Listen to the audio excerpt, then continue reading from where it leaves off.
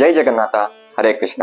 ಈ ವಿಡಿಯೋದಲ್ಲಿ ಜಗನ್ನಾಥನ ಆಲಯದಲ್ಲಿರುವ ಅಡುಗೆ ಮನೆಯ ವಿಶೇಷತೆ ಬಗ್ಗೆ ಮತ್ತೆ ಅಲ್ಲಿನ ಕೆಲವೊಂದು ರಹಸ್ಯಗಳ ಬಗ್ಗೆ ಮಾಹಿತಿಯನ್ನ ಪಡ್ಕೊಳ್ತಾ ಹೋಗೋಣ.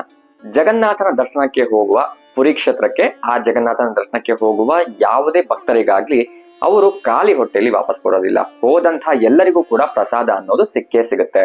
ವಾಪಸ್ ಹೋಗೋದಿಕ್ಕೆ ಜಗನ್ನಾಥ ಕೂಡ ಬಿಡೋದಿಲ್ಲ. ಆ ಆಲಯದಲ್ಲಿ ಜಗನ್ನಾಥನಿಗೆ ಅಂತಾನೆ ಅಡುಗೆ ಮಾಡೋದಿಕ್ಕೆ ವಿಶೇಷವಾದ ಒಂದು ಅಡುಗೆ ಕೋಣೆ ಇದೆ. ಅಲ್ಲಿಯೇ ಆತನಿಗೋಸ್ಕರ ಹಲವಾರು ಬಗೆಯ ನೈವೇದ್ಯಗಳನ್ನ ಅಲ್ಲಿ ತಯಾರಿ ಮಾಡಲಾಗತ್ತೆ. ಅಲ್ಲಿರುವಂತಹ ಅಡುಗೆ ಭಟ್ರು ಏನಪ್ಪಾ ಮಾಡ್ತಾರೆ ಅಂತ ಹೇಳಿದ್ರೆ, ತಾವು ಅಡುಗೆ ಮಾಡ್ತಿರುವಾಗ ಮೂಗಿಗೆ ಬಟ್ಟೆಯನ್ನ ಕಟ್ಕೊಂಡು ಅಡುಗೆ ಮಾಡ್ತಾರೆ. ಯಾಕಂತ ಹೇಳಿದ್ರೆ ಅವರು ಏನೇ ಅಡುಗೆ ಮಾಡ್ತಿದ್ರು ಆ ವಾಸನೆ ಕೂಡ ಭಗವಂತನೇ ಮೊದಲು ಸ್ವೀಕಾರ ಮಾಡ್ಕೋಬೇಕು, ನಾವು ಸ್ವೀಕಾರ ಮಾಡ್ಕೋಬಾರ್ದು ಅಂತ ಅವರು ಅಡುಗೆ ಮಾಡುವಾಗ ಮೂಗಿಗೆ ಬಟ್ಟೆಯನ್ನ ಕಟ್ಕೊಂಡು ಅಡುಗೆ ಮಾಡ್ತಾರೆ. ಪುರಿ ಜಗನ್ನಾಥನಲ್ಲಿ ಆ ಜಗನ್ನಾಥನಿಗೆ ದಿನದಲ್ಲಿ 6 ಬಾರಿ ನೈವೇದ್ಯವನ್ನ ಅರ್ಪಿಸಲಾಗುತ್ತೆ. ಇವೆಲ್ಲವನ್ನ ಮಣ್ಣಿನ ಮಡಿಕೆಗಳಲ್ಲಿ ಮಾಡಲಾಗುತ್ತೆ. ಹಾಗೇನೆ ಈ ನೈವೇದ್ಯವನ್ನ ಪ್ರಸಾದನ ಮೂಲಕ ಅಲ್ಲಿರುವಂತಹ ಭಕ್ತರಿಗೆ ಕೊಡಲಾಗತ್ತೆ. ಯಾರಿಗೂ ಇಲ್ಲ ಅನ್ನೋದೇ ಇಲ್ಲ, ಯಾರು ಖಾಲಿ ಹೊಟ್ಟೆಯಲ್ಲಿ ವಾಪಸ್ ಹೋಗೋದಿಲ್ಲ. ತಿಂದವರು ಅಲ್ಲಿ ವೇಸ್ಟ್ ಕೂಡ ಮಾಡೋದಿಲ್ಲ, ಉಳಿಯೋದು ಕೂಡ ಇಲ್ಲ. ಇದು ಅಲ್ಲಿ ಅಡುಗೆ ಮನೆಯಲ್ಲಿ ಮತ್ತೆ ಆ ಪ್ರಸಾದದ ಒಂದು ರಹಸ್ಯ. ಇದು ಯಾರು ಕೂಡ ಇದುವರೆಗೂ ಕಂಡು ಹಿಡಿದಿಲ್ಲ. ಬಂದವರಿಗೆ ಎಲ್ಲರಿಗೂ ಆಹಾರ ಸಿಗುತ್ತೆ, ಯಾರಿಗೂ ಜಾಸ್ತಿ ಅಂತ ವೇಸ್ಟು ಮಾಡಲ್ಲ, ಕಡಿಮೆ ಆಯ್ತು ಅಂತ ಮಿಕ್ಕು ಹೋಗಲ್ವಂತೆ. ಇವೆಲ್ಲವನ್ನ ಮಾಡೋದಕ್ಕೆ ನಮ್ಮಿಂದ ಅಂದ್ರೆ ಸಾಧಾರಣ ಮನುಷ್ಯರಿಂದ ಸಾಧ್ಯನಾ? ಇಲ್ಲ. ಇದಕ್ಕೆ ಖಂಡಿತವಾಗಿಯೂ ಭಗವಂತನ ಕೃಪೆ ಬೇಕು, ಆತನ ಅನುಗ್ರಹದಿಂದ ಇವೆಲ್ಲವನ್ನ ಮಾಡೋದಕ್ಕೆ ಸಾಧ್ಯ. ಅಷ್ಟೇ ಅಲ್ಲದೆ ಈ ವ್ಯವಸ್ಥೆಯನ್ನ ಖುದ್ದಾಗಿ ಜಗನ್ನಾಥ ಲಕ್ಷ್ಮೀ ದೇವಿಗೆ ಪ್ರೇರೇಪಿಸಿ ಇವೆಲ್ಲವನ್ನ ಮಾಡಿಸ್ತಿದ್ದಾರೆ ಅಂತ ಅಲ್ಲಿರುವಂತಹ ಭಕ್ತರು ಮತ್ತೆ ಅಲ್ಲಿರುವಂತಹ ಪೂಜಾರಿಗಳು ನಂಬಿಕೆ. ಅವರು ಇದನ್ನೇ ನಂಬಿದ್ದಾರೆ.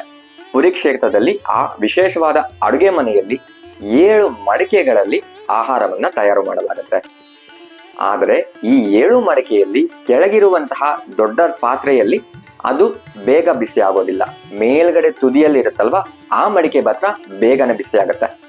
ಇದಕ್ಕೆ ಕಾರಣ ಏನಪ್ಪಾ ಅಂತ ಹೇಳಿದ್ರೆ, ಇದನ್ನೇ ನಾವು ವೈಜ್ಞಾನಿಕವಾಗಿ ನೋಡೋದಾದ್ರೆ ಕೆಳಗಡೆ ಇರುವಂತಹ ಆ ಒಂದು ಪಾತ್ರೆ ದೊಡ್ಡದಾಗಿರುತ್ತೆ.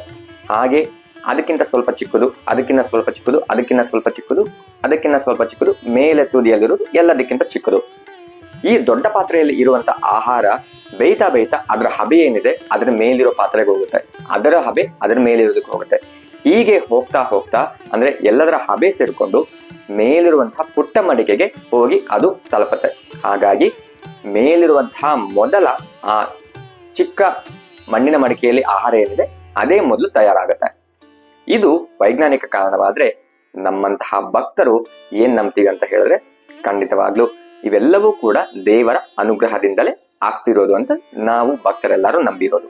ಯಾಕೆ ಅಂತ ಹೇಳಿದ್ರೆ, ವಿಜ್ಞಾನ 100 ವರ್ಷದ ಹಿಂದೆ ಬಂದಿದ್ದು. ಆದ್ರೆ ಆ ವಿಜ್ಞಾನವನ್ನ ಕಂಡು ಹಿಡಿದವರು ಯಾರು? ನಮ್ಮ ಜಗನ್ನಾಥ. ನಮ್ಮ ಜಗನ್ನಾಥನ ಕೃಪೆ ಅನುಗ್ರಹ ಇಲ್ಲದೆ ಇವೆಲ್ಲವೂ ಕೂಡ ನಡೆಯೋದೇ ಇಲ್ಲ. ಅದಕ್ಕೆ ಈಗಲೂ ಕೂಡ ವಿಜ್ಞಾನಕ್ಕೆ ಸಿಗದಂತಹ ಕೆಲವೊಂದು ಉತ್ತರಗಳು ಆ ಜಗನ್ನಾಥನ ಆಲಯದಲ್ಲಿ ನಡೆಯುತ್ತೆ. ಉದಾಹರಣೆಗೆ, ಸುದರ್ಶನ ಚಕ್ರದ ಮೇಲಿರುವಂತಹ ಆ ಬಾವುಟ ಏನಿದೆ ಗಾಳಿಗೆ ವಿರುದ್ಧವಾಗಿ ಹಾರಾಡುತ್ತೆ. ಇದಕ್ಕೆ ಕೂಡ ಕಾರಣ ಅನ್ನೋದು ಯಾವುದೇ ವಿಜ್ಞಾನಿಗಳು ಕಂಡು ಹಿಡಿದಿಲ್ಲ ಅನ್ಕೊಂಡಿದ್ದೀನಿ, ಕಂಡು ಹಿಡಿದೇ ಇರ್ಬೋದು ಕೂಡ. ಈ ಪದ್ಧತಿ ಏನಿದೆ ಇವೆಲ್ಲವೂ ಕೂಡ ಸಾವಿರಾರು ವರ್ಷಗಳಿಂದ ಬಂದದ್ದು. ಸ್ವತಃ ಇವೆಲ್ಲವೂ ಕೂಡ ಲಕ್ಷ್ಮೀ ದೇವಿಯೇ ಅಲ್ಲಿ ಇದ್ದು ಮಾಡಿಸ್ತಿದ್ದಾಳೆ ಅನ್ನೋದು ಅಲ್ಲಿರುವಂತಹ ಭಕ್ತರ ಮತ್ತೆ ಪೂಜಾರಿಗಳ ನಂಬಿಕೆ. ಪ್ರತಿದಿನ ಜಗನ್ನಾಥನಿಗೆ 56 ಬಗೆಯ ನೈವೇದ್ಯವನ್ನ ನೀಡಲಾಗುತ್ತೆ. ಯಾಕೆ ಈ 56 ನೈವೇದ್ಯಗಳನ್ನ ನೀಡಲಾಗುತ್ತೆ? ಇನ್ನೂ ಹೆಚ್ಚು ನೀಡಬಹುದು, ಇಲ್ಲ ಇನ್ನೂ ಕಡಿಮೆ ನೀಡಬಹುದಲ್ವಾ? ಯಾಕೆ 56 ನೀಡಬೇಕು? ಯಾಕೆ 56 ನೀಡ್ತಿದ್ದಾರೆ?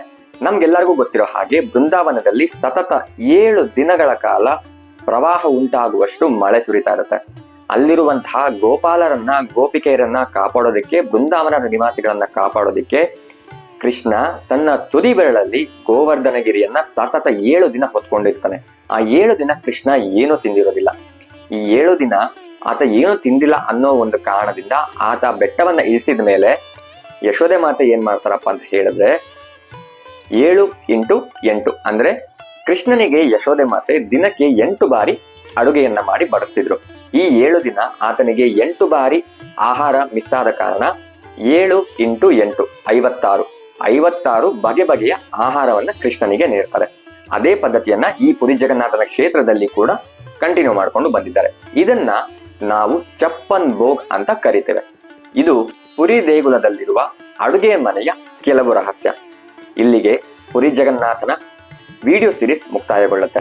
ಇಲ್ಲಿವರೆಗೂ ನೋಡಿದಂತಹ ವಿಡಿಯೋಗಳಲ್ಲಿ ನೀವು ಹೊಸ ವಿಷಯ ಅನ್ನೋದು ಏನು ತಿಳ್ಕೊಂಡ್ರಿ ಕಮೆಂಟ್ ಮಾಡಿ ತಿಳಿಸಿ.